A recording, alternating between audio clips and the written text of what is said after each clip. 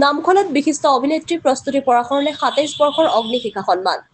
অগ্নিশিখা সাংস্কৃতিক গোষ্ঠীয়ে প্ৰতি বছৰে ৰাজ্যখনৰ এগৰাকী বিশিষ্ট শিল্পীলৈ আগবঢ়াই আহিছে অগ্নিশিখা সন্মান। ২০২৭ বৰ্ষৰ অগ্নিশিখা সন্মানৰ বাবে এইবেলি নিৰ্বাচন কৰা হৈছে বিশিষ্ট অভিনেত্ৰী প্ৰস্তুতি পৰাশৰক। আজি অগ্নিশিখা সাংস্কৃতিক গোষ্ঠীৰ প্ৰযোজক তথা মুখ্য পৰিচালক হেমন্ত কলিতাই সংবাদ মাধ্যমৰ আগত এই কথা অৱগত কৰিছে। দৰং জিলাৰ নামখলাত ২০২৭ বৰ্ষৰ ১০ আৰু ১১ জানুৱাৰীত গোষ্ঠীটোৰ দ্বাদশ আখৰা শিবিৰ মুকলি অনুষ্ঠানৰ সৈতে সংগতি ৰাখি অনুষ্ঠিত কৰা বিশেষ সম্বৰ্ধনা সভাত অবিভক্ত দৰং জিলাৰ ১১ গৰাকী বিশিষ্ট শিল্পীক সম্বৰ্ধনা জনোৱাৰ লগতে প্ৰদান কৰিব অগ্নিশিখা সন্মান। সেয়ে উক্ত প্ৰতিটো কাৰ্যসূচীত ৰাইজৰ দিহা পৰামৰ্শৰ লগতে সহায় সহযোগিতা কামনা কৰে পৰিচালক তথা প্ৰযোজক হেমন্ত কলিতাই। নামখলাৰ পৰা চিন্তু কলিতাৰ প্ৰতিবেদন AIN লাইভ। অগ্নিশিখা সাংস্কৃতিক গোষ্ঠীৰ তৰফৰ পৰা সাংবাদিক বন্ধুসকলক ধন্যবাদ জ্ঞাপন কৰিছোঁ।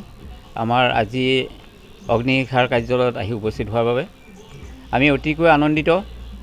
২০২৭ বৰ্ষৰ অগ্নিশিখা সন্মান আমি প্ৰদান কৰিবলৈ ওলাইছোঁ আৱাহন থিয়েটাৰৰ প্ৰযোজক তথা বিশিষ্ট অভিনেত্ৰী প্ৰস্তুতি পৰাশৰ বাইদেউক, আৰু ইতিমধ্যে তেওঁৰ লগতে আমি ১১ গৰাকী বিশিষ্ট শিল্পীক সম্বৰ্ধনা জনাম। গতিকে আমি এই অনুষ্ঠানটোৰ কাৰণে আগবাঢ়ি গৈছোঁ। জানুৱাৰী মাহৰ ১১ তাৰিখে এই অনুষ্ঠানটি আমাৰ নামখলাত, দৰং জিলাৰ নামখলাত অনুষ্ঠিত হ'ব।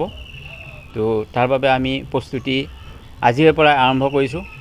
আজি এই বিষয়ত আমাৰ বেনাৰ মুকলি হ'ল, আৰু নিশ্চয় পৰৱৰ্তী সময়ত আপোনালোক আটাইয়ে এই অনুষ্ঠানটিৰ সাফল্যমণ্ডিত হোৱাত সহায় সহযোগ আগবঢ়াব, আমি তাকে কামনা কৰিছোঁ।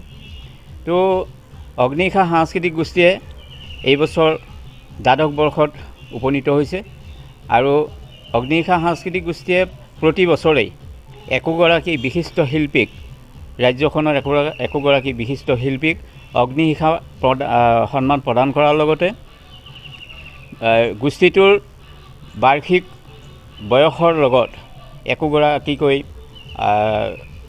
বিশিষ্ট শিল্পীক, অবিভক্ত দৰং জিলাৰ বিশিষ্ট শিল্পীক সম্বৰ্ধনা জনাই আহিছোঁ।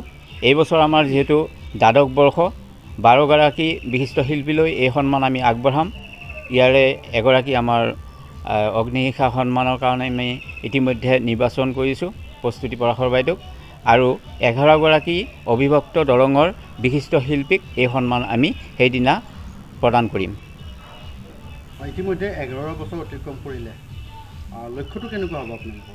তো আমাৰ অগ্নিশিখা সাংস্কৃতিক গোষ্ঠীৰ প্ৰকৃত লক্ষ্য হ'ল থলুৱা লোকনৃত্য, লোকবাদ্যৰ প্ৰসাৰ আৰু প্ৰচাৰৰ ক্ষেত্ৰত আমি আগবাঢ়ি যোৱা, আৰু নৱপ্ৰজন্মই যাতে এই থলুৱা কৃষ্টিসমূহ উদ্ধাৰ কৰি মানে পূৰ্ণোদ্যমে আগুৱাই যায়, সেইটোৱে আমাৰ প্ৰধান লক্ষ্য।